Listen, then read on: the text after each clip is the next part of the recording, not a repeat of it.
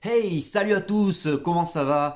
Est-ce que ça vous arrive souvent de plonger tête baissée lors d'un achat sur un manga juste parce que le nom de l'auteur est très connu et que vous adorez? C'est le cas aujourd'hui, on va parler de Hideout, un manga aux éditions Kiwoom, un one-shot d'horreur de Masazumi Kakizaki, l'auteur de Green Blood et de Rainbow.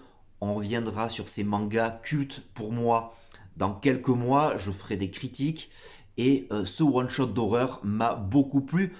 C'est bizarre, d'autant que je ne suis pas friand du genre horreur, que ce soit dans le cinéma ou dans la littérature. L'auteur le dit lui-même à la fin, on l'a laissé en roue libre, vu le succès de ses autres mangas.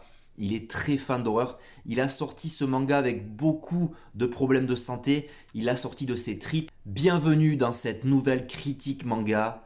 N'hésitez pas à vous abonner, à activer la cloche, à partager, à liker cette vidéo et à commenter si vous êtes fan d'horreur et de Kakizaki. De suite, de quoi ça parle? Les ténèbres d'une forêt plongée dans la nuit. Sous une pluie battante, un homme déterminé traque une victime terrifiée. La décision de Seiichi Kirishima est prise. Ce soir, il va tuer sa femme. Pourtant, un an plus tôt, c'était un homme heureux, écrivain à succès, mari comblé et papa d'un jeune garçon. À l'époque, tout semble lui réussir. Mais ce bonheur sans faille n'est pas éternel. Le jour où son éditeur met fin à leur collaboration, les ténèbres s'immiscent dans la vie du jeune écrivain, vite criblé de dettes. Une terrifiante descente aux enfers commence, une immersion totale, le narrateur, le personnage principal, livre au fil des pages ce qui pourrait bien être son dernier roman. Kakizaki peut être l'auteur que j'apprécie le plus artistiquement, c'est tellement classe, sombre, rincé, c'est magnifique. Il raconte lui-même que pour faire son manga d'horreur, il est encore parti plus loin dans le dark et le sombre. Et donc ça nous met dans une ambiance de ténèbres, une ambiance angoissante pour un support, voilà, pour un support, le manga, qui n'est pas donné à tout le monde, c'est un sacré talent de nous donner des frissons. Il fait un tour de force, il arrive à nous faire angoisser avec juste son pinceau, c'est extrêmement bien foutu. J'ai vraiment aimé le rythme, le ton que donne le mangaka à son titre, c'est-à-dire que c'est articulé autour de flashbacks.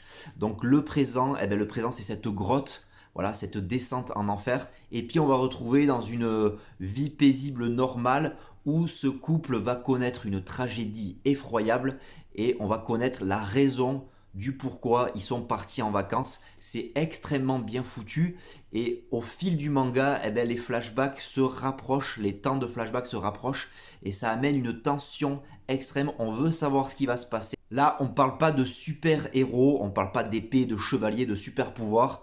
Ça peut être vous, ça peut être moi. Et donc, je me suis vraiment mis dans la peau de ce personnage et je me suis imaginé connaître un tel accident. Est-ce que moi-même je ne tomberais pas dans cette descente en enfer et dans cet enchaînement de violence? Jusqu'où la tristesse profonde peut vous transformer au point que vous ne savez plus quelle est la limite entre le bien et le mal. Et nous aussi, en tant que lecteurs, on peut se poser la question. Et c'est là où le mangaka est très très fort, c'est qu'on se pose des questions. Le mangaka arrive à nous faire apprécier son héros, ou devrais-je dire son anti-héros, un homme qui a subi des brimades toute sa vie, qui a subi l'influence dominatrice de sa femme par des flashbacks. Il arrive à légitimer les actes de son héros qui sont foncièrement mauvais. Et ça génère donc une vraie angoisse, une vraie gêne. L'horreur, pour moi, c'est vraiment ça. Ce n'est pas des hordes de zombies, ce n'est pas des petites filles qui sortent des télés. Voilà, c'est ça la vraie angoisse, le vrai horreur. C'est que ferions-nous à sa place? Il n'y a pas trop de violence, il y a quelques instants de violence, mais c'est surtout cette ambiance très pesante. En gros, l'auteur arrive à ce qu'on s'identifie à son héros, mais c'est gênant, on n'a pas envie. On se demande qu'est-ce que nous aurions fait nous dans cette situation. Ça peut arriver à tout le monde.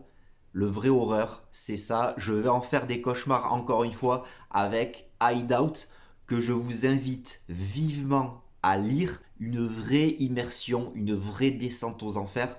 Je vous invite vivement à découvrir les mangas de Kakizaki, notamment Rainbow et Green Blood. L'auteur le dit lui-même, ravi que vous ayez acheté au manga et qu'il reste le plus longtemps possible dans votre mangatech. Il n'en bougera pas, ce manga Hideout. Voilà un petit peu de sourire quand même pour terminer cette vidéo. Je suis sorti un peu de ma zone de confort avec un manga d'horreur. J'espère qu'elle vous aura plu. N'hésitez pas à partager, à liker, à vous abonner, à activer la cloche. Les liens des réseaux sociaux seront dans la description.